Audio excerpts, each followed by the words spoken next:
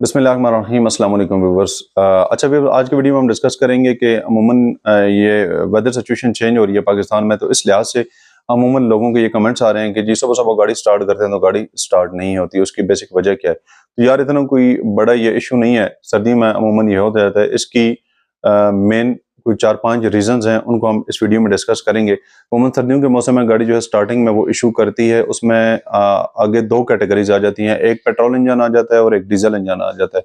Diesel engine की जो है वो डिफरेंट वो प्रॉब्लम होती हैं, डिफरेंट इश्यूज हैं जिसकी वजह से वो स्टार्ट नहीं होता, और पेट्रोल इंजन जो है उसके वो डिफरेंट इशू होते हैं। तो आज की वीडियो में हम जो है वो पेट्रोल इंजन से रिलेटेड इशू जो है उनको डिस्कस करेंगे, तो डीजल वाले जो है वो इंशाल्लाह नेक्स्ट वीडियो में कर लेंगे। सबसे पहली बात तो ये कि इंजन को स्टार्ट होने के लिए दो मेन जो चीज़ें होती हैं ना उनकी रिक्वायर्ड होती है, एक करंट और एक फ्यूल। उनमें किसी जगह पे भी कोई भी प्रॉब्लम आएगी तो आपकी गाड़ी जो है वो स्टार्टिंग में इशू करेगी, ये स्टार्ट नहीं होगी। अभी सबसे पहले डिस्कस कर लेते हैं कि करंट, अभी करंट का क्या क्या इशू आ सकता है, करंट कहाँ से आता है, उसका क्या किस जगह पे मेन इश्यूज आ सकते हैं, इसको पहले डिस्कस कर लेते हैं। सबसे पहले तो करंट जो है वो बैटरी प्रोवाइड करती है। अगर बैटरी डेड होगी या बैटरी में करंट होगा ही नहीं तो वो क्या प्रोवाइड करेगी आगे। अभी बैटरी जो चार्ज होती है वो अल्टरनेटर या जनरेटर से चार्ज होती है। अब अगर जनरेटर खराब हो गए, वो बैटरी को चार्ज नहीं कर रहा, तब भी आपकी गाड़ी जो है स्टार्टिंग में सुबह सुबह प्रॉब्लम करेगी। सेकंड इशू ये हो सकता है कि बैटरी के ऊपर सल्फिशन जमी हुई है या बैटरी की जो कनेक्शन है वो अगर लूज होंगे तब भी करंट जो है वो आगे अच्छी तरह से पास नहीं होगा, और आपका इंजन जो है उसको जितने वोल्टेज रिक्वायर्ड है वो नहीं मिलेंगे और इंजन स्टार्ट नहीं होगा। उसके बाद आ जाते हैं जी, कोई किसी जगह से कोई वायर कनेक्शन कोई लूज है, ठीक है। जिस तरह के बैटरी टर्मिनल के ऊपर वाले कनेक्शन होते हैं, सेम इसी तरह के आगे भी कनेक्शंस होते हैं जो कि करंट बैटरी से लेके आगे सप्लाई करते हैं। अगर उनमें किसी जगह पे कोई इशू है तब भी करंट जो है वो सप्लाई नहीं होगा।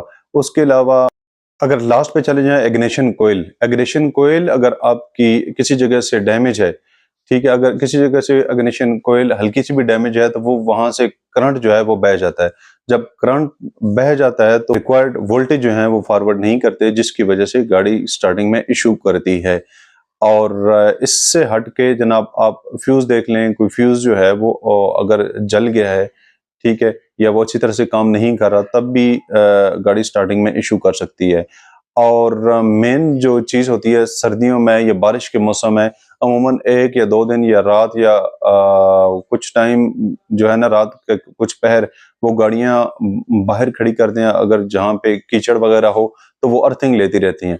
जिन गाड़ियों की बैटरी अच्छी और पायदार बैटरी होती है ना, वो तो उसको बर्दाश्त कर जाती हैं, वो इतनी डिस्चार्ज नहीं होती।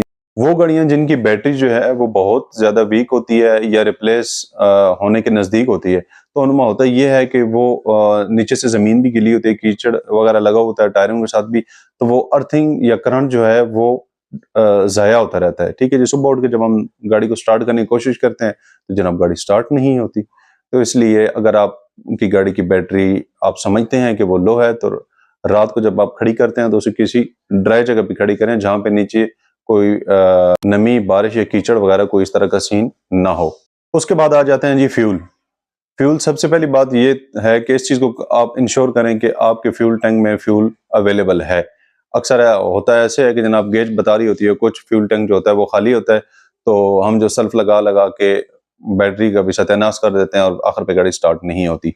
तो इस चीज़ को मेक श्योर करें कि आपकी गाड़ी के फ्यूल टैंक में फ्यूल अवेलेबल है। उसके बाद अगर फ्यूल प्रेशर रेगुलेटर आपकी गाड़ी का डिस्टर्ब है, ख़राब है, या वो अच्छी तरह से काम नहीं कर रहा, ठीक है, या वो बिल्कुल काम नहीं कर रहा, तो उसमें ये होगा कि जब गाड़ी स्टार्ट होती है, गाड़ी स्टार्ट होने के बाद एक फ्यूल जो है वो एक सर्कुलेशन में आ जाता है। वो सर्कुलेशन में आने के बाद जब आप गाड़ी ऑफ करते हैं तो जो पाइप्स में फ्यूल होता है वो पाइप्स में रह जाता है, लेकिन अगर फ्यूल प्रेशर रेगुलेटर ठीक ना हो तो वो दोबारा रिटर्न होकर टैंकी में जाके गिर जाता है, जो फ्यूल टैंक है आपकी गाड़ी का। तो दोबारा से जब आप स्टार्ट करते हैं तो उससे टैंक से खींच के इंजन तक पहुंचाने में थोड़ा टाइम लगता है। तो इस दौरान में फिर हम उस सस्पेंस में हमारे ऊपर क्रिएट हो जाता है कि जी गाड़ी स्टार्ट नहीं हो रही है, तो गाड़ी में ये इशू आ रहा है, तो ये गाड़ी में ये इशू आ रहा है। तो ये थी जी आज की वीडियो। अगर आप लोगों को पसंद आई हो लाइक और सब्सक्राइब कर दीजिएगा। अपना और अपने प्यारों का बहुत सारा ख्याल रखिएगा, दुआ में याद रखिएगा। मिलते हैं नेक्स्ट वीडियो में, तब तक ले जा दीजिए जी, अल्लाह हाफिज।